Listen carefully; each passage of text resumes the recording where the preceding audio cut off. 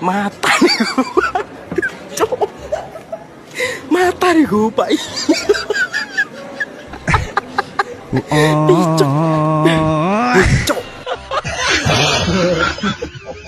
दोस्तों, यहूदियों को दुनिया की सबसे चालाक कौम कहा जाता है, लेकिन इन चालाक लोगों को ईरान ने ऐसा धोखा दिया है कि देख और सुनकर आपको भी हंसी आएगी। एक कहावत तो आपने सुनी होगी, हिंग लगे न फटकड़ी रंग भी चोखा आए। ईरान ने जंग के दौरान इसराइल के साथ एक ऐसा खेल खेला है कि जिसके बाद इसराइल और अमेरिका का अरबों का नुकसान कर दिया है। मतलब ईरान ने अपने दिमाग का इस्तेमाल करते हुए दुश्मन का ज्यादा से ज्यादा नुकसान करने की कोशिश की है। इसराइल ने दावा किया है कि उन्होंने ईरान के बहुत से जेट्स और जंगी टैंक्स को तबाह कर दिया है, लेकिन ये बात सुनकर आपको हैरत होगी और जमकर हंसी भी आएगी कि इसराइल ने किन टैंकों और जहाजों को तबाह किया है। जरा ईरान के इस टैंक को देखें, जिसे तबाह करने के लिए इसराइल ने लाखों डॉलर्स के मिसाइल इस्तेमाल किए।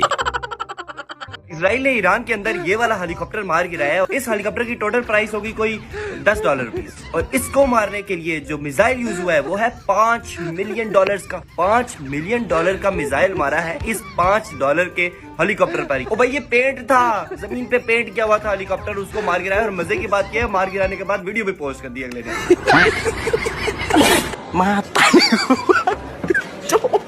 ईरान की सोच को तो 100 तोपों की सलामी देनी चाहिए कि किस तरह से ईरान ने इसराइल को बेवकूफ बनाया। पूरी दुनिया के लिए एक बड़ा सवाल ये है कि कैसे ईरान ने अकेले ही दुनिया की सबसे बड़ी ताकतों इसराइल और अमेरिका का मुकाबला किया, कैसे इन सुपर पावर्स को टक्कर दी, कैसे इनका ज्यादा से ज्यादा नुकसान किया और आज अमेरिका की ये हालत कर दी कि मजबूरन अमेरिका को घुटने टेकने पड़े। अमेरिकी सदर डोनाल्ड ट्रंप ने हुक्म दिया है, ईरान के पावर प्लांट्स पर हमले मुलतवी करने का हुक्म दिया है। ये ताजा तरीन पेशरफ्त हुई है, आपको आगाह कर रहे हैं। अमेरिकी सदर डोनाल्ड ट्रंप ने ईरान के पावर प्लांट्स पर हमले मुलतवी करने का हुक्म दिया।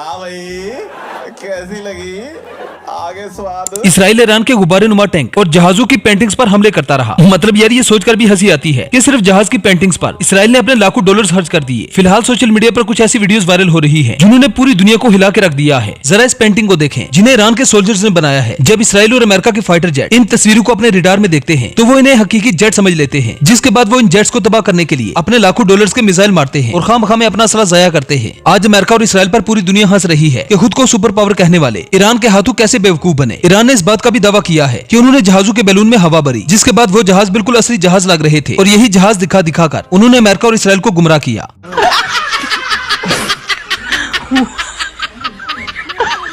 What the dog doing?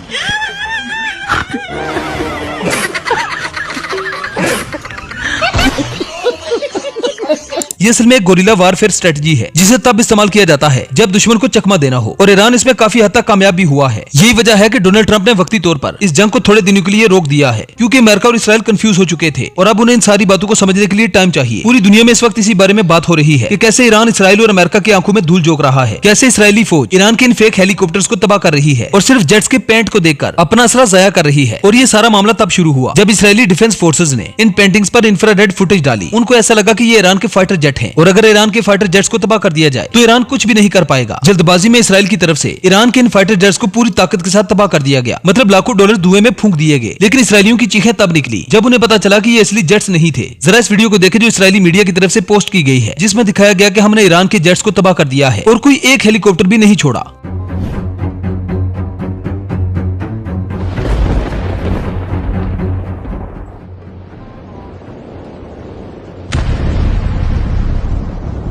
यही वो वीडियो थी जिस पर पहले इसराइल उछल रहा था कि हमने ईरान के मेन ठिकानों को तबाह कर दिया है, जिसमें ईरान के जेट्स, हेलीकॉप्टर्स और टैंक शामिल थे। और कौन से टैंक शामिल थे? ये वाले। जब इसराइल के मेन सोशल मीडिया अकाउंट से इन वीडियोस को सोशल मीडिया पर पोस्ट किया गया तो ठीक 1 घंटे के बाद अमेरिका और इसराइल के एक्सपर्ट्स ने इन वीडियोस का पोस्टमार्टम कर दिया और कहा कि इसराइल और अमेरिका ने ईरान के जिन जेट्स को तबाह किया है वो कोई रियल जेट नहीं थे, वो सिर्फ जेट्स की पेंटिंग थी। सवाल ये पैदा होता है कि इतने एडवांस मुल्क अमेरिका जैसी सुपर पावर को भी इस बात का पता नहीं चला कि वो ईरान की सिर्फ पेंटिंग्स पर हमला कर रहे हैं। मतलब यार, डूब मरने का मुकाम है। ईरान के यही वो जंगी टैक्टिक्स है जिन्होंने इसराइल की आर्मी को चकमा दे दिया है। यही वजह है कि ईरान अकेला ही अमेरिका और इसराइल दोनों पर भारी पड़ रहा है। जैसे ये खबर पूरी दुनिया में फैली तो इसराइल ने शर्मिंदगी से बचने के लिए ये कहा कि हमने अपने रियल टारगेट्स को हिट किया है, हमने किसी फेक टारगेट को हिट नहीं किया। किसी ने ठीक ही कहा है कि जंग हथियारों से नहीं लड़ी जाती, जंग दिमाग और हौसले से लड़ी जाती है। न सिर्फ ईरान ने इसराइल को बेवकूफ बनाया बल्कि अच्छी खासी मंजी भी ठोक दी। ऐसी मंजी ठोकी कि बेंजामिन नेतन्याहू हमेशा याद रखेगा और साथ ही साथ इसराइल के बाप को भी छठी का दूध याद करवा दिया। ईरान को उंगली करना इसराइल को महंगा पड़ गया और अब हालात ये है कि बेंजामिन नेतन्याहू को देखते ही लोग अपनी टीवी तोड़ रहे हैं, यहाँ तक कि खुद इसराइल के यहूदी भी।